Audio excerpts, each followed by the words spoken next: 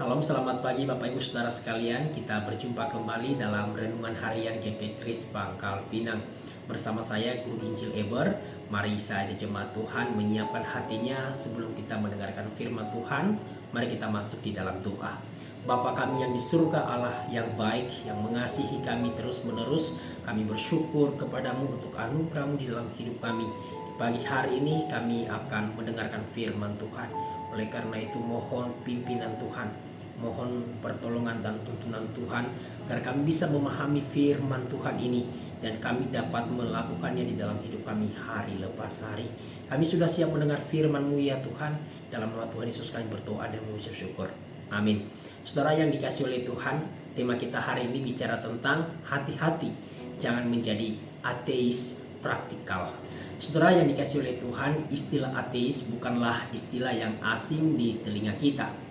Kita sering mendengar ini dimanapun kita berada. Bahkan kita sering mendengarnya di YouTube ya, di mana ada banyak orang tidak percaya bahwa Allah itu ada. Mereka menyangkali keberadaan Allah dan mencoba membuktikan bahwa Allah itu tidak mungkin ada. Mereka berpikir bahwa segala sesuatu ada dengan sendirinya. Tetapi tidak ada ateis yang absolut. Keberadaan Allah tidak mungkin diingkari oleh siapapun secara absolut. Dalam diri kita ini begitu banyak sel saraf, miliaran sel di dalam tubuh kita, dalam tubuh manusia. Siapa yang menciptakan itu? Bukan hanya itu, tetapi sel saraf ini diatur sedemikian rupa hingga membuat manusia itu menjadi manusia yang hidup, yang utuh, makhluk hidup yang hidup. Siapa yang mengatur semuanya itu kalau bukan sesuatu pribadi yang berkuasa atas segala hidup kita, atas segala sesuatu. Saudara yang dikasihi oleh Tuhan, namun ada orang-orang yang percaya bahwa Allah itu ada, tetapi bisa hidup seolah-olah Allah itu tidak ada.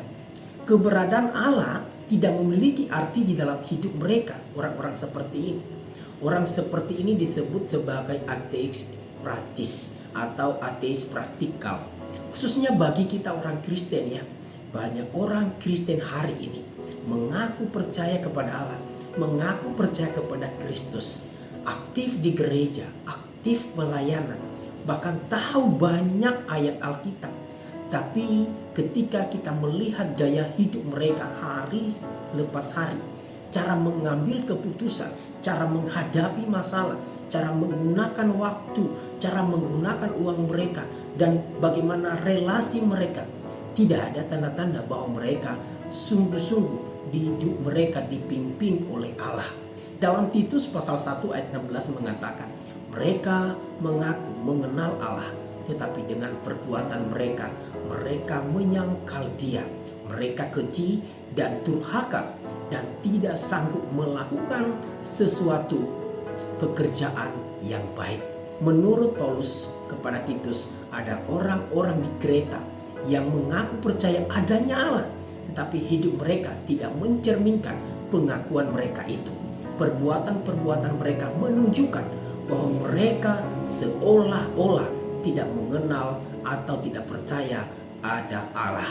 Saudara yang dikasihi oleh Tuhan, ciri utama orang ateis praktis adalah hidupnya penuh dengan teori, tetapi tidak ada praktik iman yang nyata dalam hidupnya hari lepas hari. Ia tahu banyak hal, tapi hidupnya tidak berbuah atau tidak berubah. Makanya Yakobus berkata di dalam Yakobus pasal 1 ayat 22, tetapi hendaklah kamu menjadi pelaku firman dan bukan hanya pendengar saja. Sebab jika tidak demikian, kamu menipu dirimu sendiri. Orang-orang seperti ini yang mengaku percaya sedang menipu diri mereka sendiri. Ciri yang kedua adalah mereka tampak rohani di luar, seperti rajin ikut ibadah, pelayanan, menyanyi, memuji Tuhan, memberi persembahan, perpuluhan, dan lain sebagainya. Tetapi hati dan pikirannya tidak terhubung dengan Tuhan. Mereka terlihat seolah-olah dekat dengan Tuhan, seolah-olah mereka menjadikan Tuhan sebagai pusat hidup mereka. Padahal sebenarnya tidak. Mereka hidup dalam kepalsuan. Saudara yang dikasihi oleh Tuhan, mari kita periksa hidup kita. Apakah kita sungguh menyatakan iman kita melalui perbuatan kita sehari-hari? bagaimana pengambilan keputusan kita dalam menghadapi situasi, bagaimana kita mengelola dalam pengelolaan keuangan kita, bagaimana kita berelasi dengan keluarga kita atau orang lain sebagai orang-orang percaya kepada Allah.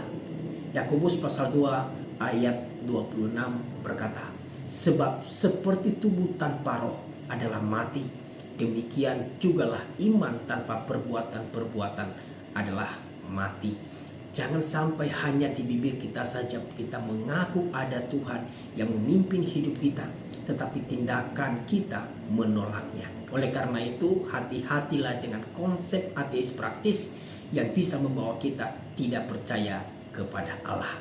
Kiranya firman Tuhan ini menolong dan memberkati kita semua. Amin. Tuhan Yesus memberkati.